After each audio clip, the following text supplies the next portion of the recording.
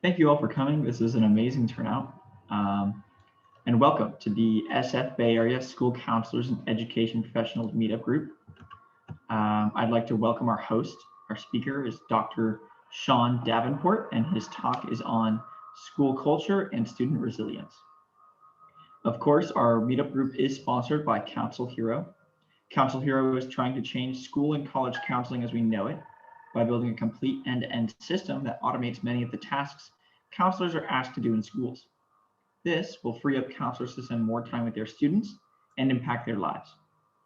One counselor in a school can have as many as 1,000 cases of students, but CounselHero makes it possible to serve all of these with a combination of AI and social emotional learning tests. So go check it out at CounselHero.com. Dr. Sean Davenport is currently a leadership coach for the New York City Department of Education. He's also been the principal of Thurgood Marshall Academy in Harlem for over 15 years and was a founding member of the school's K-5 lower school, which emphasizes cultural awareness and culturally responsive learning and teaching. Graduating from Norfolk State University, Davenport received his master's in administration and education from Fordham and an EDD in executive leadership from St. John Fisher College. Today's talk will focus on the role counselors play in supporting a school's culture while nurturing the resilience of its students. We're very excited to have him. Please now give your full attention to Dr. Sean Davenport. Good afternoon on the West Coast, good evening on the East Coast. Can you see my screen? I can't tell. Yeah, that's great. Okay, thank you. Welcome. This is a great opportunity. I want to thank Xavier and CounselHero for inviting me to speak on a topic or something that I think is very dear to me, school culture and student resilience, parallels to student success. And I'm just going to advance on. Give you a brief introduction, understanding the why, and making it make sense. In addition to being, a leadership development coach, I was a founding principal of elementary school. I was a principal of a middle/high school. I was an assistant principal of a middle school and also a high school. I was a district office administrator, a high school English teacher, a baseball coach, girls volleyball coach, a debate team coach, the Lincoln Douglas debate team. So I kind of have my hands in a lot of things at the school and district level. My why. This is important. I think as educators or just in general, you need a why. And I wouldn't have been able to give you this why maybe a year ago. I think this post-pandemic had me thinking on different things and working for the leaders. So my why is I don't want any child, especially a Black male, to experience the unintended consequences of a flawed education system that failed to acknowledge the potential of my greatness. So I had a bad experience in school. It was close to traumatic. I was always the student that was either the only Black or, as I said before, maybe one or two. But my experiences go deeper than that. I never really had anyone in the school system take an interest in what my feelings were, other than what they thought my feelings should be. And I know we have some guidance counselors on here, and I had a horrible guidance counselor. And, I wasn't the greatest student, not because I didn't have the potential, because I didn't think, outside of going home, no one really cared at school. It was all about, the grades. And I was always in an environment I didn't want to be in. That's some of parental issues. But my one experience with a guidance counselor, he never asked me why I wasn't doing well. This conversation to me was, well, since you're not doing well, have you thought about giving the military a chance? What branch would you like to go in? I was like, what? The military? And so that's what he saw me as. And there's nothing wrong with going to the military, but that wasn't on my plan. And so one of my first conversations with you, you're talking to me about going to the military. And so that experience, that negative experience, really shaped how I viewed school, viewed people in the school. And I really wanted nothing to do with school. And so the fact that I'm here today actually explains my why. Because after reflection and having an opportunity to go into teaching, which I was also apprehensive about, I knew that when I got there, I would not let a kid go through what I went through. So that's my why. That's why I've been in this field for almost 25 years. And to be honest, when I started, I said I wasn't staying past year one. And so when everybody's like, oh, you need to do this, just consider that. I'm not going to be here. I'm passing through. I'm just not. Then something happened. It was my calling. My calling is to work with our youth. And I have been appreciative of it ever since. Yes, I always complain about the pay, but honestly, our profession, our pay is the success and the joys we see from our young people when they become successful and they do the things that they want to do in life. So to me, this is what resilience looks like. If I could put a face to it, it is my motivation.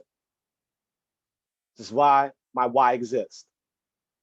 However, you can't look at someone and say they're resilient, because as we go through this presentation, it's the process that makes them resilient.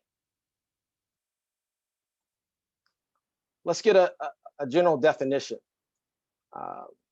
It originates from the Latin verb resiliere. I know I probably said that wrong, but it means to leap back and is defined as being able to withstand or recover quickly from difficult conditions.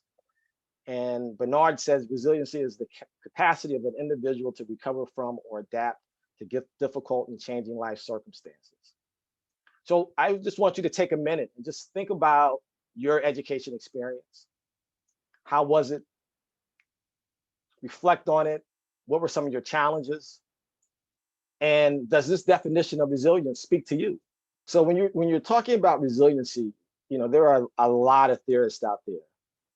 Here's just a sample of a few that I've studied and I continue to study. And you'll hear about some of them in this presentation today.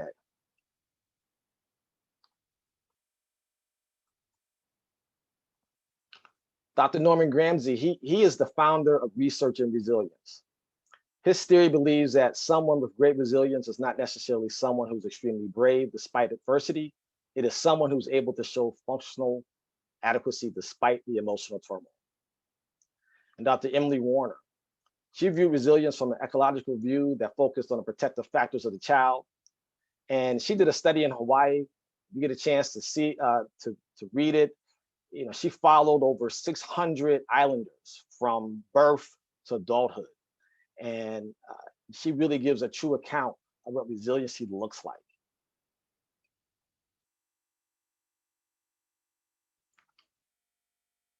Educational resilience, since we're talking about school. Educational resilience is the ability of children and adolescents to succeed in school despite exposure to personal and environmental adversities.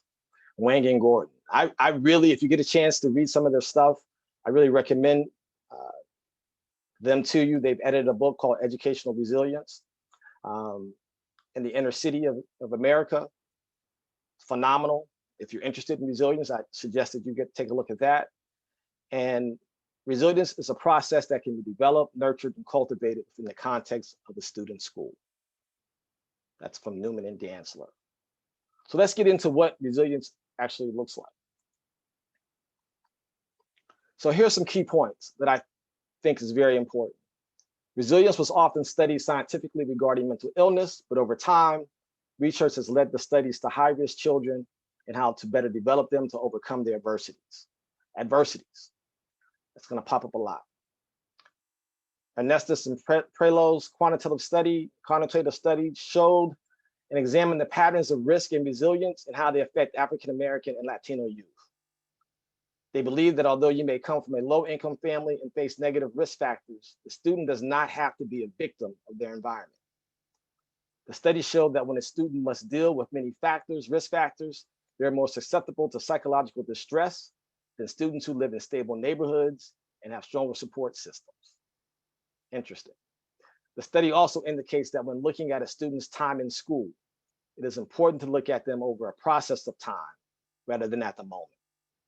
And that's what I was talking about earlier. When you see the faces of students, it's important to look at them in the end game, not at the moment. This means that a student who's in an environment that can nurture them may not show immediate progression. They will eventually overcome their adversity and over the course of their school year. So the school, as you will hear more about it, that's the safe haven. And one of the most important things to know during this pandemic is when our kids were away from school, and we know it wasn't safe, but the thing is, our students, especially in our schools, they make those connections, those lifelong connections, and that adult in that school building may be the only adult that gives them the love and care that they're looking for. And to be separated from them and then have to look at them on a computer does not offer them the support that they actually need. And so getting them back into school, even though through this risk, was most important for their mental health and stability. And that becomes another adversity that they have to overcome.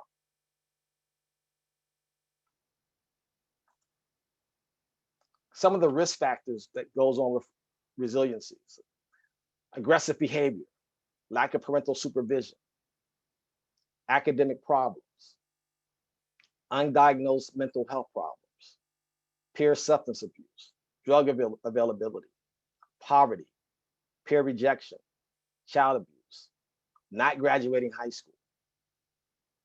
Without having experienced any significant risk, such children or adolescents can be called competent, well-adjusted, or standard, but cannot be called resilient. That's important because people like to throw that word resilient around. But Matson and Reed states that without having experienced any significant risk, they can be called competent, well-adjusted, or standard, but they cannot be called resilient.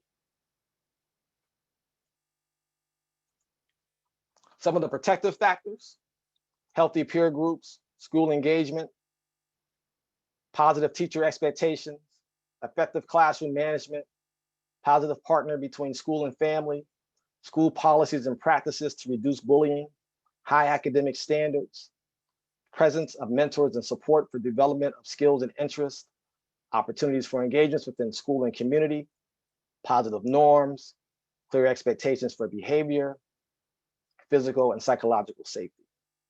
Those are all key elements of why school is so important in providing our students that safe haven, is to protect them from those risk factors. And when our students don't have that, that's when they become susceptible to the ills of society.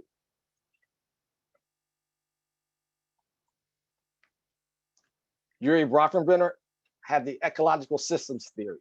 His systems theory explains how several types of environmental systems influence human development. It is comprised of 5 types of environmental systems: the microsystem, mesosystems, exosystem, macrosystem, and chronosystems, which are interrelated. Bronfenbrenner believes that students from disadvantaged backgrounds who overcome their adversity have a greater appreciation of life by their own and society standards. And here is just an overview of the ecological systems theory. And it starts with the individual, and the microsystem makes up the whole.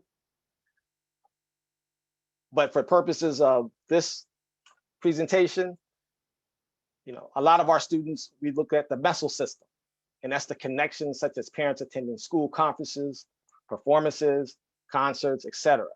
And that's that connection. That's the hub.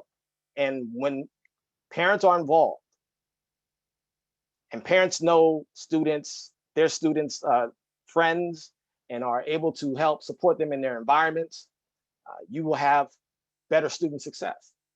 And when those parents aren't there, they will look to a teacher or a friend's mom to help support them in that. I know a lot of you who have children, think about you with your child's friends and some of the roles you have to play for them. If their friends' parents aren't around, you take up that slack.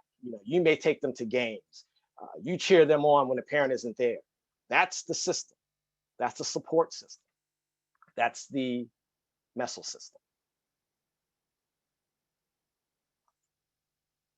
So this is what's dear to me. I had the opportunity to develop a school, and it was a school created in collaboration with our community partners, the Abyssinian Development Corporation, New Visions for Public Schools, New York City Department of Education, and the Thurgood Marshall Academy for Learning and Social Change. That was the high school, middle high school. It was our dream to create a feeder school where elementary students could go from elementary to middle and high school and stay within the same environment. That's not common in New York City, right? In New York City, we have a bunch of middle schools, we have a bunch of elementary schools, and kids can go all over, and it gets confusing. And we were trying to say that if we can keep kids in the same context, the same support system, right? We can follow them, we can nurture them, we can cultivate them, and they will be successful. However, we had no blueprint for this because it really hadn't been done. And this was the first time we were going to try to do this. And so we had a little attitude. So this was through a faith-based initiative. So the Abyssinian Development Corporation is also partnered as a church. And it's one of the most historic Baptist churches in New York City, primarily in Harlem. And so with that came a certain level of expectation and culture. New Visions for Public Schools was a startup company at the time. They were the development organization of getting the Thurgood Marshall Academy for Learning and Social Change started. And so we all partnered with the New York City Department of Education. And they said, okay, we're going to let you develop the school, and we're going to let you see how this works as the kids transition. Well, that's how it started. Doesn't mean it ends that way, but that's how it starts. You know, it is a public school system, and when it may tell you one thing one day, I hope no one, my boss, but then there's another thing the next day, because it's New York. And one of the things we thought about, we took applications, you know, we were starting, we thought we were going to get a bunch of kids. This is going to be hype, right? We're going to get all these kids to come up to the school. And we struggled to find students. And, you know, we thought we had a good brand because we were the same as the high school, you know, but this is the elementary school. People, you know, the high school had a good reputation. We thought we're still going to get a lot of kids. No. And we ended up starting with kindergarten and first grade. But the kids we got, they were great kids, but they came from difficult situations. And so, you know, here I had this grandiose idea of, you know, well, I want to get this elite elementary school. I want it to be, you know, gifted and talented and all this other type of stuff. I was ready. And the pastor of and the chair of the board of Abyssinia said, well, that's not what I want.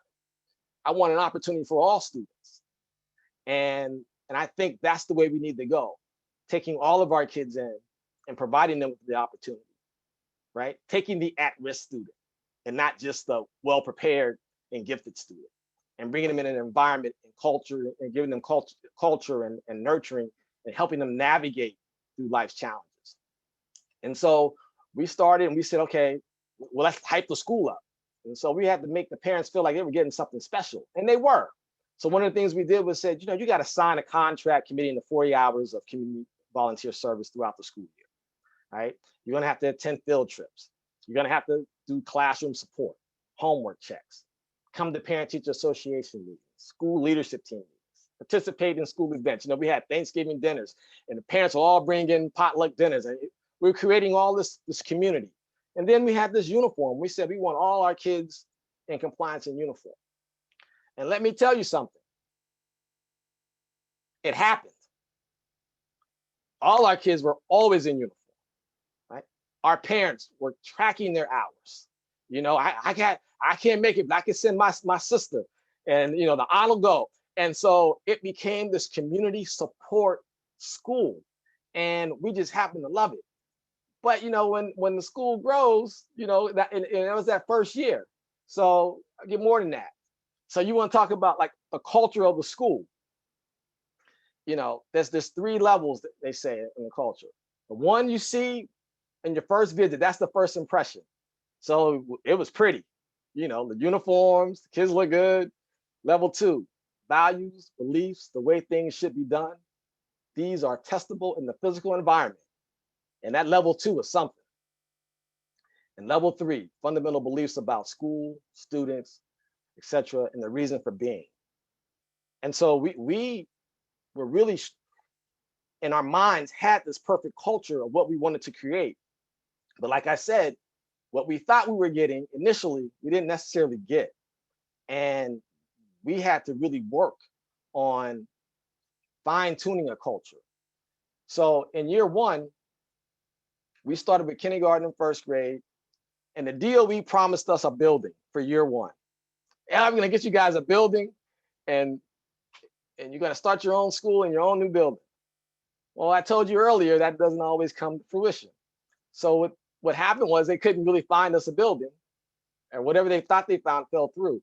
And they made us go into a school building with another school who really didn't want us there.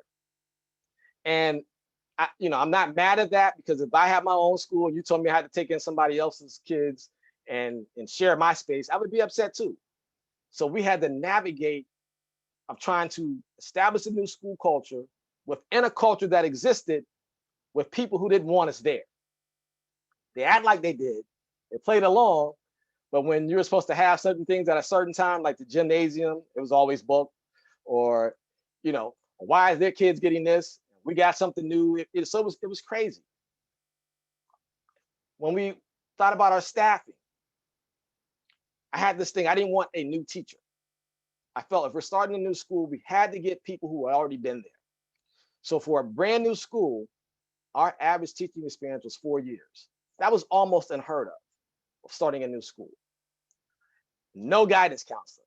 And this is where my biases came in. Remember, I said I had a terrible experience in school. I didn't like my guidance counselor. I don't need no guidance counselor. No, I don't need them. We can do this without them. We had a close-knit school community, and each year we add a grade.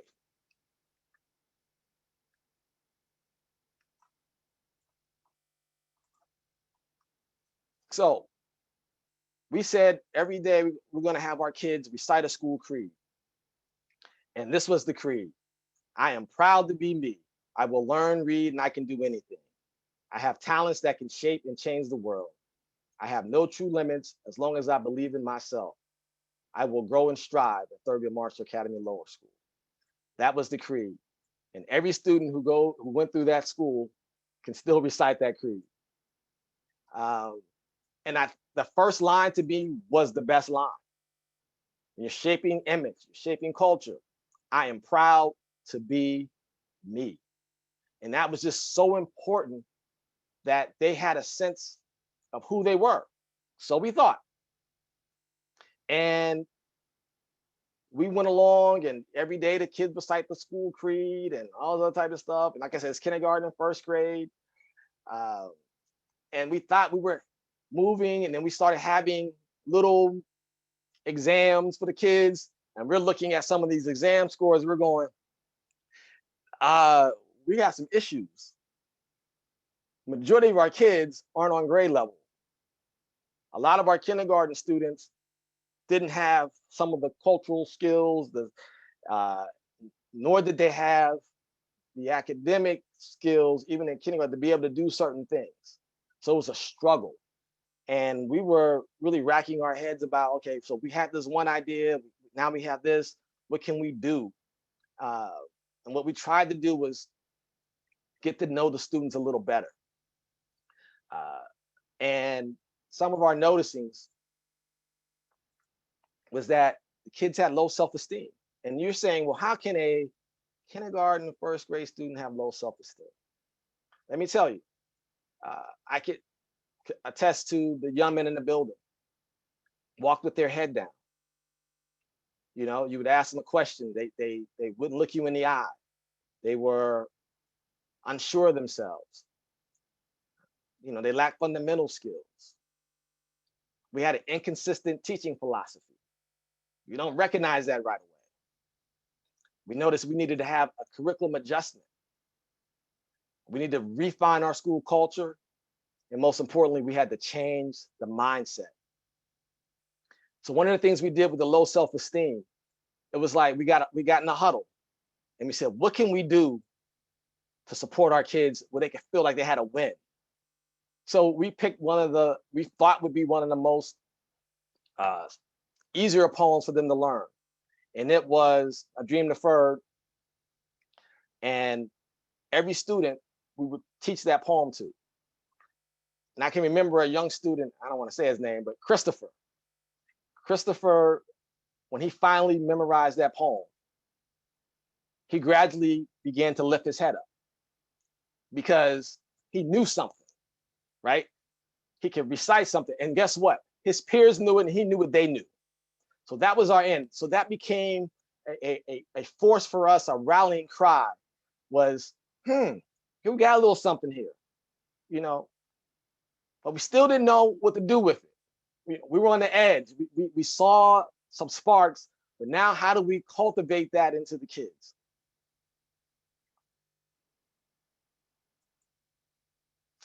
Fullen says that school culture can be defined as the guiding beliefs and values evident in the way school operates. School culture can be used to encompass all the attitudes, expected behaviors, and values that impact how the school operates. So, wow, we got together. We said what the students needed to learn, what they needed to do, and we just started getting the think tanks. We recognized that in order to have these healthy cultures, we needed to promote positive policy. I'm not going to read all of these. We needed to speak a language of pragmatism. And I'm going to stop right there. One of the things I noticed is that we took students at the deficit model, right?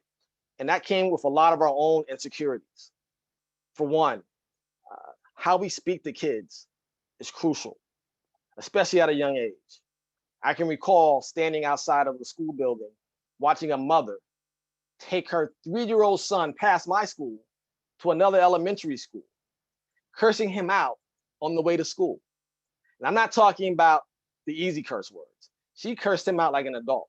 Now, the kid had really no idea that he was being cursed out in a manner that was disrespectful as you looked at his face as he passed by, because to him, it was a norm. It was regular conversation. But what the parent doesn't realize is that kid comes into a school building, right? So all that has been put into that school that was negative on the way to school is now coming out while they're in school.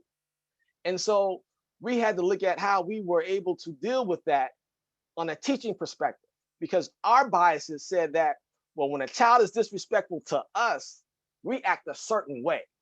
When I say we, I'm talking about a lot of my teachers they were great teachers, but they didn't take any mess. And sometimes we forgot about the love and went more with the discipline. And that was a mistake. Because we often forgot about what could be going on at home. We didn't see that. We just saw the moment. And in the moment, that student made us mad. What are we going to do about it? You know, what are the consequences? And so that vision of that young man, 3 years old, going to pre-K, being cursed at by his mother, stuck with me. And, you know, and it had to change the way we looked at kids in our own building. You know, we had a culture where students came in, they said good morning. Well, if a student forgot, you know, we had some rough staff members, you know, you didn't say good morning, you know, and that was just some of the older ones. They were just trying to be, you know, motherly at times. That's what they knew. It was like, you know, don't yell at them because they probably just got yelled at. You know, let's try to look at them in a different capacity. You know, let's give them some love back. You know, let's just say good morning to them and say, did you forget to say good morning this morning? Did you have a good morning today? Is everything okay? And start asking them questions so that they felt comfortable being in our presence. And so as that began to change, you know, it became a society where we were able to support one another inside the classroom and outside the classroom. So year 2, man, we looked up. We got a new location. They put us in our own building. However, it was an old rundown Catholic school that closed, but it was ours. They came in, you know, they put a little spit shine on it. They made it look better. We were just happy to be in our own building. It wasn't the greatest thing, but it was ours. And unfortunately, that school is still there because they've been promising us a school since 2005. It's 2021, and we're still in the same building in elementary school. God bless us. We began to add more staff. Still, no guidance counselor. That's important. Added more grades. We increased enrollment in other grades. Changed the curriculum again. Refined the culture. Kept working on the growth mindset. We developed a stronger learning community. We began cultivating resiliency. We got an expanded learning time program, and we started a grandparents club. Why is that significant? Well, as the school was growing, I realized I needed a guidance counselor. However, they don't fund you for a guidance counselor right away. They give you some money and you have to figure it out. And so you have to pick and choose a teacher or a guidance counselor. So you're going to go with the teacher because they don't actually give you a set aside funds for a guidance counselor. They give you funds and say, figure it out. And, as bad as we needed one, we had to ask some teachers, we need you to do some guidance on the side. Anybody paying me to be no guidance counselor, paying me to be a teacher? I said, we need so the kids need someone to talk to and all those other type of things. So not having that guidance counselor where I went from not needing one, not ever wanting one, to saying, this is significant now. Kids are getting older and they need something else. And one of the things we also noticed is that the culture became so strong that when we enrolled a kid in a grade that had already existed, so if a new kid came in second grade, it was hard for that new kid to make friends right away. Why? He wasn't part of what they were a part of. So it was hard for that outsider to become a part of the family. And so our staff had to do a lot of work and nurturing the new student and mixing them in with our present students. We changed the curriculum. We finally got an art teacher. And one day I was walking around the building, I saw artwork up. So I go to the art teacher and I said, well, I want to thank you. She says, for what? I said, you brought the artwork from your old school to the new school and you put the artwork up, because this is only our second week in the building. I said, and you put this artwork up and it looks phenomenal. And I want to thank you for putting this work up here. And she looked at me crazy and she said, I didn't bring no artwork from the old school. These kids did this.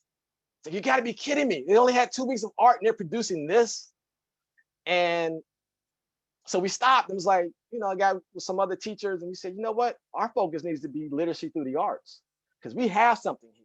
We have some talented students, and let's capitalize on their gifts. And we rethought our curriculum again, and we went through a literacy through the arts curriculum. But there's something else that was brewing, and that was more important, was that we didn't have an after school program. And so we were going to lose kids to the charter schools, because the charter schools could stay open till 6:30, 7 o'clock at night. Our school was over at 3, right? And we might try to pay some people to stay till 4 and do some stuff with the kids, but that wasn't a true after school program. And so parents would opt for the charter school, not because they thought the charter school was better than our school, but because they could keep the kids longer so they can get off work. So now we're in full mode, we need a after school program. And he just wasn't giving it to schools that were still growing. But we got lucky. Like I said, we had a partner in the Abyssinian Development Corporation, and one of our members, she worked something out with the after school. It was the After School Corporation at the time. They had this new thing going on where they were going to take on new schools, and we applied and we got it. And once we got the after school program, our culture changed even more, because now it went from a school day ending at 3 to a school day ending at 6, and all the kids staying till 6 o'clock. Even the ones you wanted to go home, they stayed till 6 o'clock. 3 o'clock come, you like, 3 o'clock, so now he's staying till 6, figure it out. But something happened with the student that gave you problems in the day. They were your best students in the afternoon, because the school day changed, right? It wasn't so much about the rigor and being in an environment that was so strict, It was, I can be a little more relaxed, be myself, and we were able to sneak in the learning. What I mean by sneaking in the learning, they weren't just in after school mode, right? It was an expanded learning time mode. So these kids came in from 3 o'clock on, they were learning science. They were learning a language.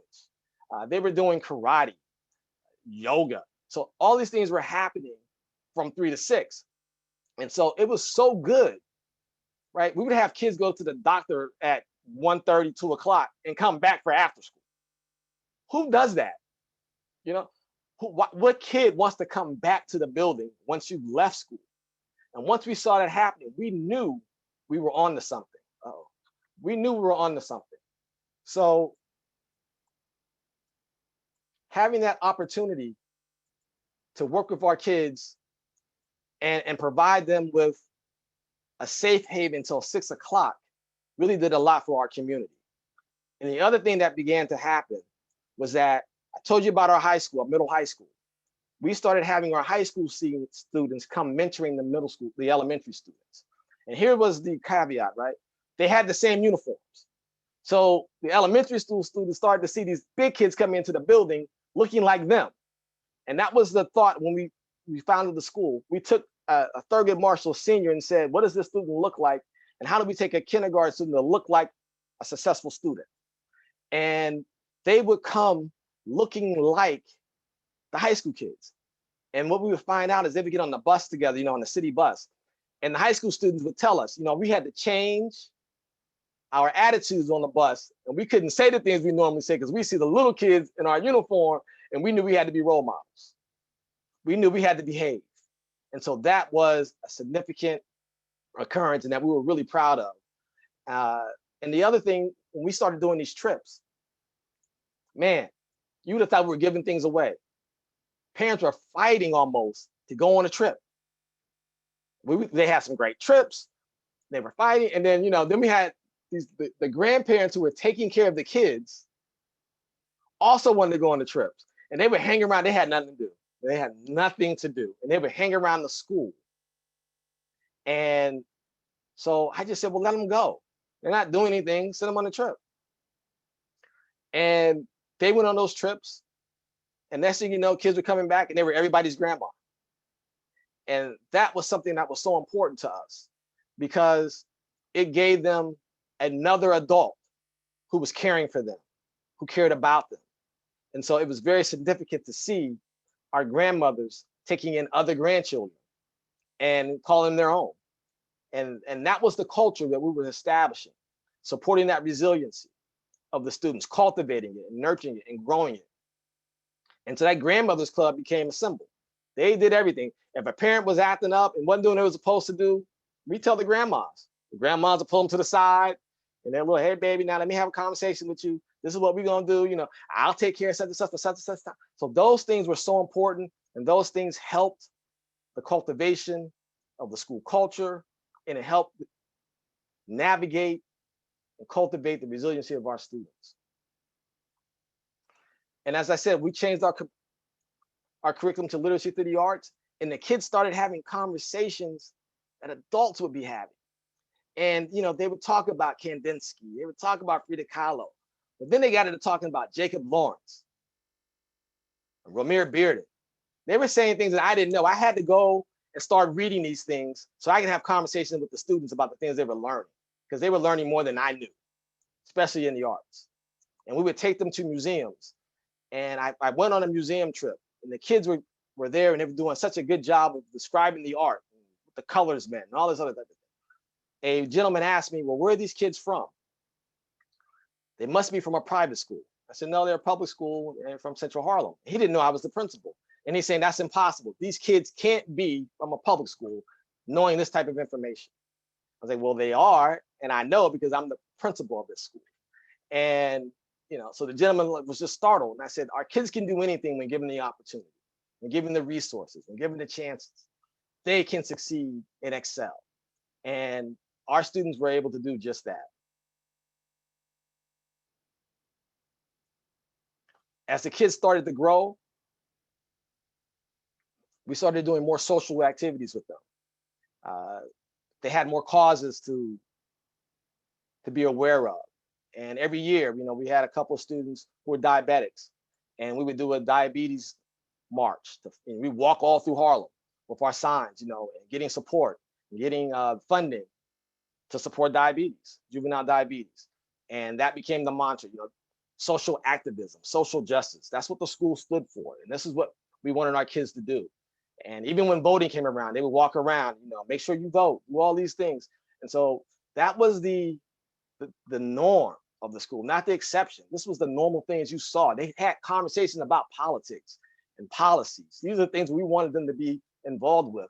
And they were doing a great job. Now, this is part of the after school program. And this is a significant picture, because this picture is a true indication of resiliency, triumph, and tribulation. I always said that the man on the left would be a king if we were able to keep him. He was so smart, so intelligent, so gifted that we weren't the only ones who wanted him. The streets wanted him too. That was one of the hardest fights and struggles that we had. And unfortunately, that was one we lost. And it hurts to this day, because we did everything we could, so I thought, but I keep asking myself, could we have done more? Every day that's a struggle, knowing that one got away. So the one on the right, doing phenomenal. So that for every trial, tribulation, triumph. And so this is also what resiliency looks like. Year 5, first graduating class. Every 5th grader that started with us in first grade that year, that was our first graduated. 70% of the school were on or above grade level. Remember, I told you we were struggling at first. 50%, this is one of the highest scores in the city at the time for elementary schools. 50% of students transitioned into our middle school. We had a model expanded learning time program. We set up a curriculum that was so good in expanded learning time, they asked me and started asking our staff to go across and speak about it. So we were going on, I was Tennessee, DC, all these different places talking about expanded learning time and how it has improved the academics in our building. Students were taking ownership of their learning. We had a recognized literacy through the arts program. People wanted the curriculum. We weren't giving it to anybody. Now, y'all can't have this. I got to write y'all on. That was probably the wrong thing to do, but we were just getting into this groove ourselves. We know how things happen. We began to share a little later. Because the school was doing so well, our special education population increased. However, our mindset didn't really increase to support their population as quickly as we should have. And although the school was growing, no budget for a guidance counselor. The school funding formula changed. And when we thought we were going to have the money for it, they shifted and went on our per capita basis. So when you got the money based on need, now you're saying you're only getting money based on kids. So the fewer kids you had, the less money you got. So these were some of the challenges. Now the transition. The middle high school years. At-risk African-American Latino students who struggle and are assessed as failures will live up to that expectation. That's important. Who struggle and are assessed as failures will live up to that expectation. Remember I said what you say to kids. Think about it. I remember being said, well, you won't amount to nothing. You can't do anything right. What are you good for? Those things hurt. And when you're growing up, and as I did, those were motivational factors. They were supposed to motivate you, not destroy you. Now these words are destroying our kids. And if you pick the main risk factors in children's lives, you have alcoholism, poverty, not being able to graduate from high school, premature birth, and early turbulence in the family. And that was for more. And so when my students transitioned to the middle school, I shortly followed. That was not the plan for me to be their principal, but things happened. And I went from elementary school with my kindergarten. And when they graduated in 5th grade and went to 6th grade, I went to 6th grade with them at the new middle high school. So I became their principal from 6th grade to 12th grade. And during my transition, the first thing I did was I hired a middle school guidance counselor. However, I inherited a budget in the deficit. We were an IB program. We could no longer afford it. And the other issue was they changed the enrollment process of the middle school. And so we were no longer able to keep up with the IB status. So that was a struggle. So I had to come up with other ideas. And I ended up moving into an honors program. And we implemented an expanded learning time program in the high school, middle school, the way it should be done. And then we reorganized the principal's cabinet. One of the things I realized that we had to do is we had to have the guidance counselors in the middle and high school. I was so happy to have guidance counselors. We had them at the table in the decision making. And why is that important? One of the most significant and important staff members in the school, the guidance counselor. They're the vital members of the school leadership team. They help create a school culture of success for all. They do short-term counseling to students, referrals for long-term support. Go on and on and on and on. But here is the most disrespectful thing that a guidance counselor has to endure. They have a caseload on an average of 250 students to one guidance counselor. Insane. It's terrible.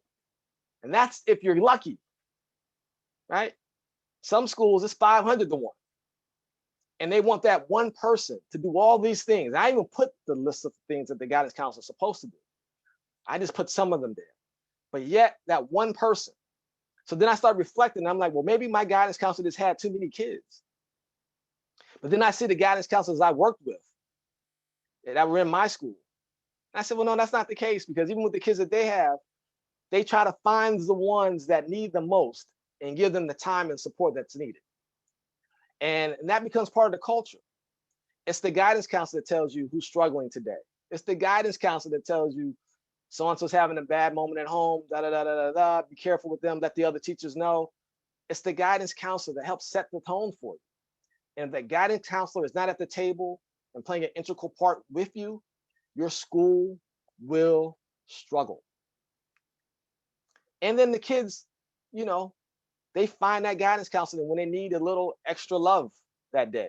You know, my guidance counselor would sneak food to the kids. You know, anything to do to give that kid the support it needed, he or she needed to be successful that school day.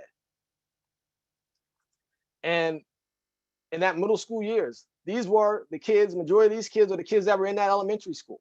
Now they're transitioning to middle school. But something happened when we got to the middle high school. I got this book, and it was called How Full Is Your Bucket? And I never got past the intro, because in the intro, I came across this term Erasmus, give up itis, a lack of resistance or passivity, right? Dr. Mayer reported that North Koreans' objective was to deny men the emotional support that comes from interpersonal relationships. To do this, they used 4 primary tactics: informing, self-criticism, breaking loyalty to leadership and country, withholding all positive emotional support. And I realized that my students unintentionally carried some of those give up itis tendencies. The way they were spoken to lingered. And you had to continue to give them positive reinforcements. Whereas in give up itis, the goal was to make them not care. And what happens is I noticed that I was getting in high school students that were, had a lot of apathy. You know, things that we would do to promote success, they find a way to get out of it. One of the things I did was I did an advanced program where a lot of kids could get their credits done in certain subject areas before they got to be seniors. I remember one student had all his English credits done, and he was in the senior year, and I put him in an advanced AP English class because he was about to go to college. And he said, I don't want to be in the AP class. What do you mean I don't want to be in there? You're finished with all your English credits. You know, this will give you credits for college. I don't want to do that. What do you want to do? Well, I'm done with English. So I'm done. So, but you got a year left of high school. You can't just be done with English. Nah, I don't want you to take any more English classes. I'm like, that's ridiculous. I'm putting you in English class. Don't you know the mother called me the next day? Can you take my child out of the English class? Like, you got to be joking. He's about to go to college. He needs English. No, but he doesn't want to take it. And so even when there's some success, you still struggle for a little bit of the give-up-itis. I don't want to do it. Right? So that term made me go that much harder into what we were doing and how we were going to nurture our students. And this young man here, and you're talking about a staff of resiliency. When I became the principal, he was in the 9th grade. He had a kidney failure. And he had to repeat 9th grade. He was in and out of the hospital. He finally gets to senior year. He gets a transplant. We're all happy and excited for him. By the time graduation is approaching, his mother passes. The new kidney fails. He's back in the hospital. My objective is to graduate this student. I had one teacher who didn't want to cooperate. One teacher wanted to be difficult. And we're not saying give the kid a pass. We're saying let's give the kid to work in the hospital. We're saying let's make some parameters so this kid can be successful, because I think he's already lived a hard life. You know, in the midst of his kidney failure, he had to witness the unexpected death of his mother. Now he's laid up and he's struggling, and his hope is, I got to make it out. He would tell you, go visit. I got to get out of here. I want to get out of high school. So finally, after conversations, we were able to work something out, and he ended up passing that English class. And we didn't know if he was going to make it to graduation, but let me tell you, he struggled to get on that pulpit to walk across the stage, but he made it across. Resiliency. He overcame some adversity, and he had the support of those who felt that he was in a nurturing environment, and we were going to give it to him. And we willed him to graduation. And one of the things he said is, I'm going to make it across by myself. And he made it across by himself. So without any doubt, the most powerful source for fostering and developing resilience in children and youth is the family. However, right after families, the next significant influence goes to the school. And one of the things we did, these were our first kindergartners. And when they graduated from the elementary school, of course, they transitioned to the middle high school. And this was them graduating from the high school. They went back to the elementary school and walked the halls in their cap and gowns so the elementary students could see what they can be if they stayed the course. And so that was one of the most triumphant moments in my career, was to be able to witness that with the new guard. That same building they went into, they were promised a new building, they went back to that same building and said, look, we made it. Like, we did it. Thank you to the teachers who were still there, that had enough faith in them to help them make it to high school. And so they went back to say thank you. I leave you with this. I'm not sure if resilience is ever achieved alone. Experience allows us to learn from example, but if we have someone who loves us, I don't mean who indulges us, but who loves us enough to be on our side, then it's easier to grow resilience, to grow belief in self, to grow self-esteem, and it's self-esteem that allows a person to stand up. Maya Angelou. I love that quote. It stays with me. I use it every chance I get. And I showed you earlier of a picture of resilience. Of the middle, those were those two young ladies graduating from high school. That young man overcame a lot of resilience, adversity. One time, struggling for a place to live. Came back to the school. He's now at Bard College. The two young ladies, one was at Coppin State, the other's at Texas Southern. The family, the village, the nurturing, school culture, nurturing resilience. If you put those parallels together, you will have student success. And that ends my presentation. Thank you.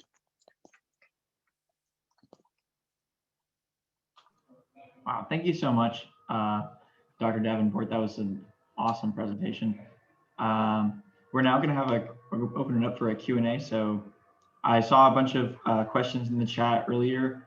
Could you please retype those, because we got a lot of chat participation in here. So please, if you have any questions, old or new, just type those in the chat and we can get those answered by Dr. Davenport. Okay, sorry, just got back to the first question that was asked.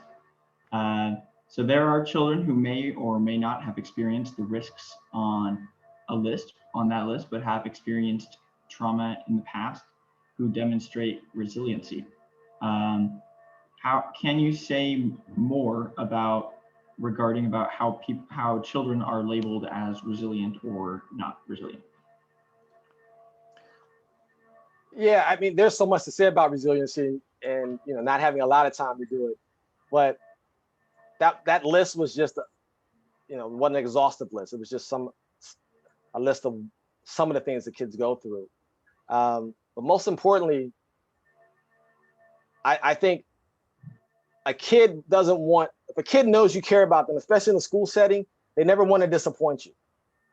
And one of the things I always tell teachers is that you have to show up for them. And even with hiring teachers and those teachers who want to go into leadership, one of the things I look for is how they respond to kids. Kids will try you. They will push you. But you can't take that personally because they're kids. We're the adults. And I watch, and sometimes I've seen how teachers respond to students and hold a grudge. And for me, that's when I'm like, this person can never be a leader.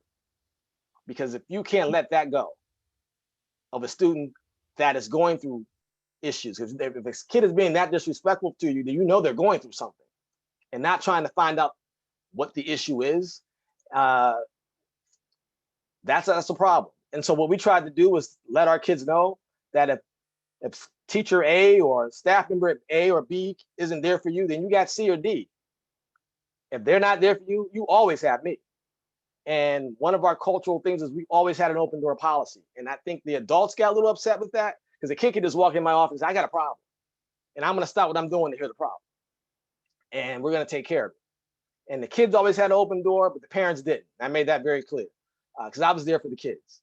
And that kind of, once you do a lot of that, it spills over. And that it should be the norm of the building. I don't know if I answered your question, but I tried. No, thank you. Okay, I got another one here from America. How often were students, even from upper grades, included in the brainstorming and decision-making process when your team came across hurdles? We ended up doing restorative practices, I guess before it was called restorative or it recognized as restorative practices in schools. We started having kids, especially in the upper grades, define their own level of discipline. So we'd ask them, what should we do with you for doing such and such? And they were so hard on themselves sometimes that we have to no, we won't, we would have a lighter punishment for them because their punishments were so hard. But we included everyone. We did a student government, and then with student leaders in 5th grade, they would help us with the issues of watching the younger students, and that level of responsibility and support really helped establish a stronger school culture. Because even when you came to visit, the adults we didn't do anything. The kids did all the work. The kids took you on tours. The kids, explained everything, and so that was something that followed us all the way through the high school to this day. Is that when somebody wants to know something that's visiting the school, talk to the students. They'll tell you everything you need to know. Thank you. Okay, one next question for you. Considering the emotional challenges students face, how do we center well-being in teaching modern learners, modern students? Can you repeat that? I'm sorry. Oh, okay. Considering the emotional challenges that students face, how do we center their well-being in also teaching them as modern learners? Wow. This is where the guidance counselor comes back into play again. And they have to be included in certain decisions. And I learned that the hard way. Like I said, I didn't value one when I was in school because of how I was treated. But when I finally got to have two, I appreciated them on different levels. My high school guidance counselor was able to figure out certain issues that I would just miss. And so it was very clear. So with certain situations that would happen around discipline, I'm like, no, they may not need discipline. They need to talk to the guidance counselor, who can then come back and say, I think X, Y, Z should take place. And so, but one of the things that I failed to really recognize, and one of my biggest mistakes, was truly not understanding the caseload, the workload. I'm not gonna call it the caseload, the workload, because every student they had to interact wanted all of their time, and it just wasn't enough. And certain things drop or whatever, and you're so busy as the leader worrying about compliance, you often forget about the work and what's actually going into the work, and how they too are taking that stress home. They too are having to deal with the students' issues in a way that the principal doesn't see or other teachers don't see, because they get a little bit more and they can't share everything because they're the counselors. And so I think whenever we're in that situation and something that you can't handle, unfortunately, because like I said, they don't have a lot of support, but that guidance counselor is key to helping the student success and giving you next steps. And so when I was in my right mind, I was very dependent on them. They may not have known it at the time or appreciated it, but I did appreciate everything that they were doing. Okay. Diana Trammell asks, do you now have counselors in your elementary school? Yes, there's a counselor in elementary school. And the elementary school, so counseling, unfortunately, has become they have to counsel the general ed students, and then they also have to counsel those students who have emotional issues. And so although there's counseling there, some of their time is caught up in dealing with the emotional issues of the students that have an IEP or individualized education plan, that they can't give the time to some of the other students who just need to talk. But yes, there is one in the elementary school. Awesome. Next question is from Tim King. He asks, when you were addressing school culture, what aspect did you address first, and did you address school climate first? School culture first. I didn't even think about climate until an incident, because we were caught up in the aesthetics, and we want this, we want that, and so we really didn't have a lot of discipline issues. And when we did, like I said, we didn't have a suspension. When I was the elementary school principal, I didn't have one suspension. And if I did have a discipline issue, might have been taking a kid out of class. They may have to stay in my office for a while, but we didn't have any school suspensions.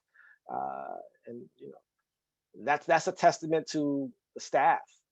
And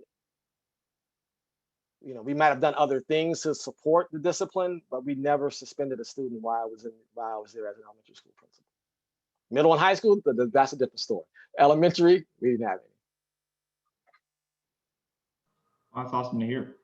Okay, looks like this is our last questions in the chat right now. It's from Jessica. How can we help students to prevent, how can we help students to prevent from becoming a self-fulfilling prophecy and limiting their own potential when their only encouragement may come from a school? Unfortunately, that is the case for a lot of our kids. And the only thing that I can say that's helped is, and I don't mean this in an inverted way, to love them. Let them know that they're loved. I have students to this day that I'm still helping to support that would have fallen in that category had I not been there. it's stressful, but the expectation is still there. I'm calling to see college grades. My expectation is to see, what are you doing with your life right now? And but the key is to the care. That's why we're there. We're there to teach, but we're there to care. And if you find somebody who's not caring in your building or on your staff, you need to, either help them to care, or you gotta get rid of them, because that's not the culture that you want around your kids. And I don't say students because they're your kids. Whether you're teaching them or you're the administrator, they belong to you, and and you have to accept that. And you bend over backwards trying to give them what they need to be successful. And I think part of the most stressful part of the job is going home at night worrying about one of my students as opposed to worrying about my own child. Because I know my child's thinking he's with me. This kid isn't.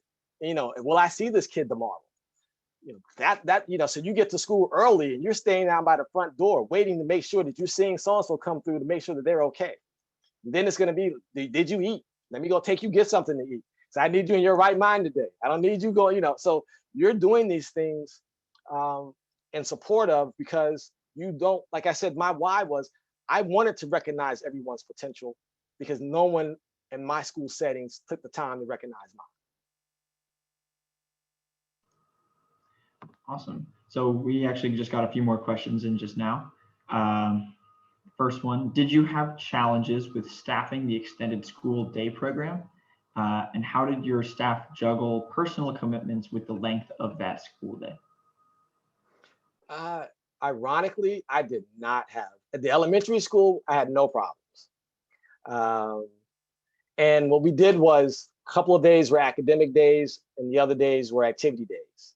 And so they weren't really required to work the whole 4 days or 5 days of after school.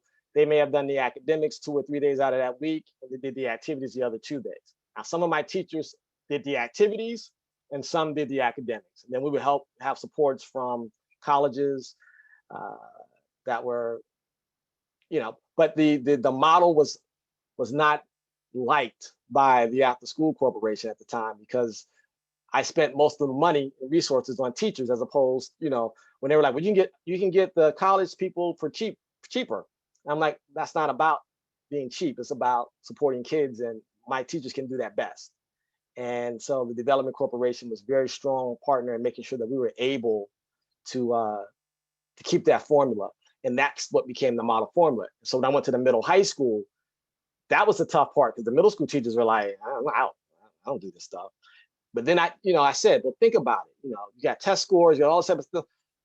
Look how it would impact you if you're with your kids an additional 90 minutes twice a week. They started to think about it. And then after about a day or two, that was not a problem either. They were, everyone was teaching in the after school program. Wow, okay. The next one here is from TK. How do we support you in expanding your calling to implement your curriculum or open more schools with your philosophy? Wow. You can support me by taking up the mantle and becoming that leader yourself, and helping create schools like that. Finding someone that may have fallen through the crack, and lifting them up, and letting them know they can do it. They could do this work. I often talk about how bad the job is at times, but to be honest with you, I've had opportunities to leave. And when it came time to make that decision, I punked out. I was like, nah, I'm staying. I like my kid. So, I left the school. I stayed within the school system so I could still help my school. It gets to a point where you know what your calling and your vocation is. So if you've been in it this long, you already know you're not going to be Gates rich, but you can be rich in spirit.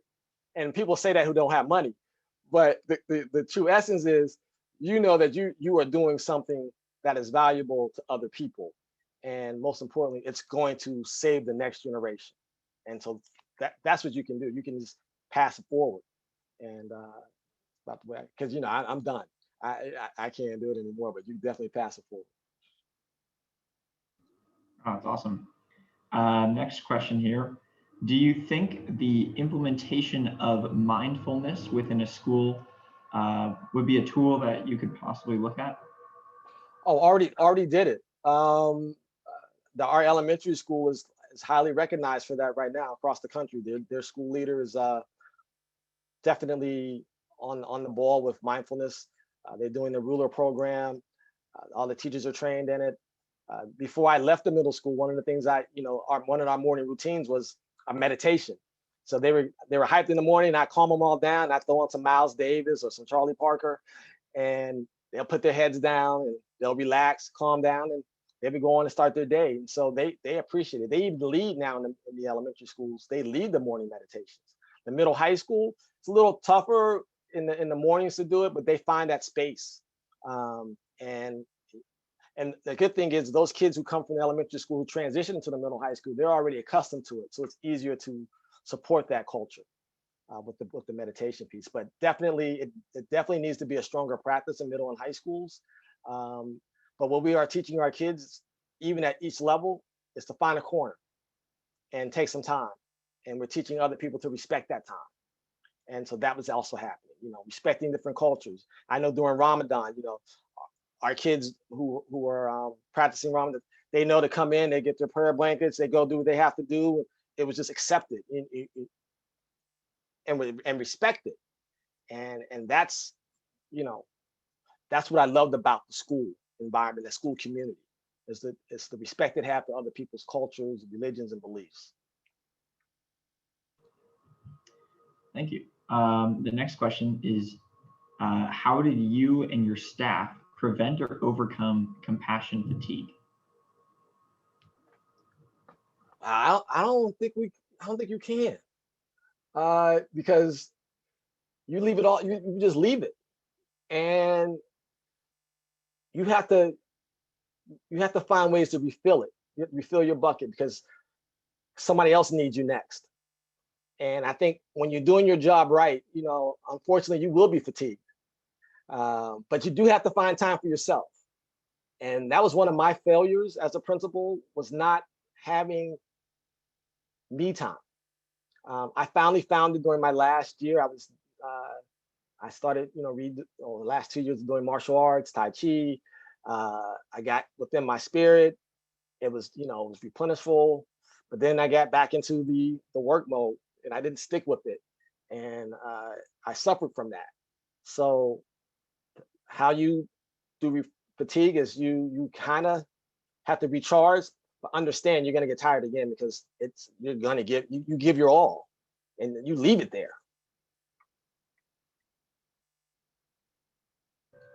All right. Next one from Allison.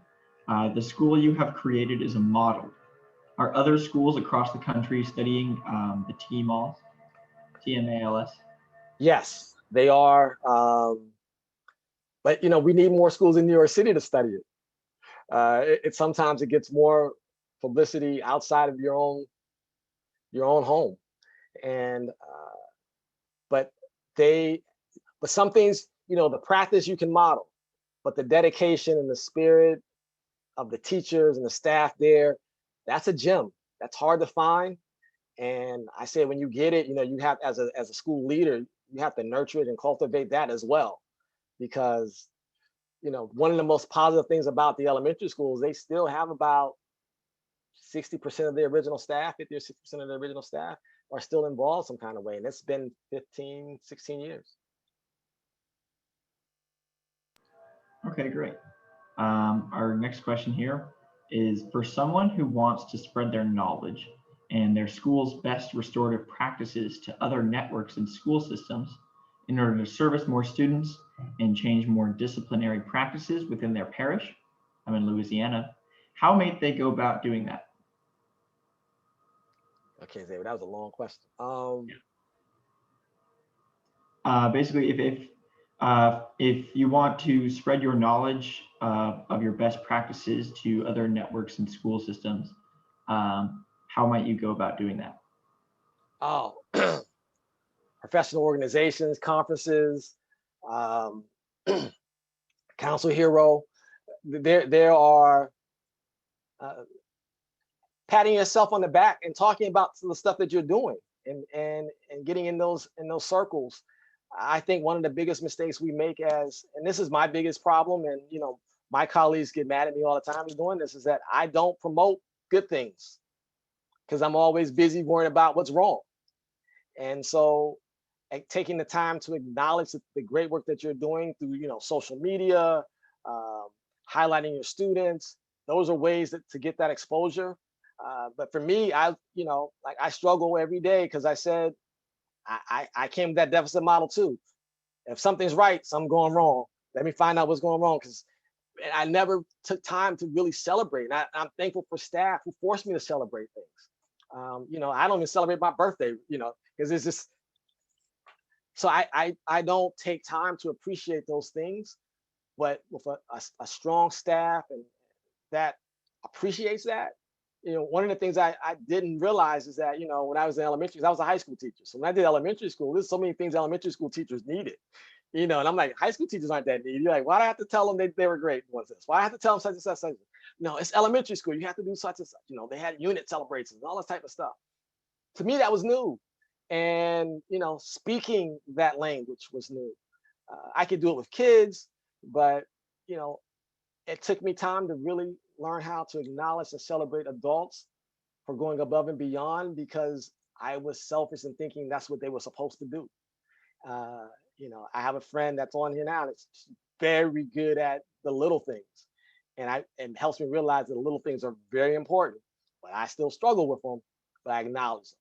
So celebrate the little things as well. All right, thank you. Here's another one for you. Has the New York City Department of Education held up Thurgood Marshall Academy as a model for other New York City public schools? It's getting yes and no. Um, we have so many schools in New York City. So it's we have like it's 1,600 principals, 1.1 million school children. And so we really, it may be recognized more so in their district. But like I said, the work is easier seen nationally than maybe it'll be seen within the small circle. Because in New York City, let's be realistic, as the New York City principal, you see somebody else doing something, you're interested, but you're trying to outdo them, so it's kind of, it's like, why are they getting all the attention? Let me go do something, look at me. So but yes, they are getting recognized. I think you'll see them being recognized more and more with their work around SEL. There's a project in the works that will help do that. And that was a great question, because there is a project in the works now to bring that to the forefront. Great. This next question is from Wayne. With you and your staff helping so many kids over the years graduate, do you find many of them returning to TMA high school and lower school to share their experiences with the current students? Well, when I was the principal there, yes, they came back every break. I really don't know not so much now. I'm not gonna say because I'm not there, but they came back and they were excited. They come back in their college sweatshirts. And one of the things that I loved about the school was there were close relationships. And so although they may be a senior, they were friends with a freshman, or they looked out for a middle school kid. So they would come back, and because they were doing things within the school community. So they would come back and share their stories. I was just invited. One of my former students just graduated from Spelman. She had a birthday a couple of weeks ago. So we went to the birthday, invited me to the birthday party. But who was there? Friends who graduated 3 years before her. So, that camaraderie exists, and they really do bond together. They don't bond with everyone, but they, once they have their little cliques, they stay tight. That's great. Okay, I think that's all the questions we have today. But thank you so much, Dr. Davenport, for coming, and thank you, everyone. This was one of the probably one of the most highest participation rates of a meetup that we've had today. So thank you, everyone, for contributing your questions for that as well. Thank you for having me.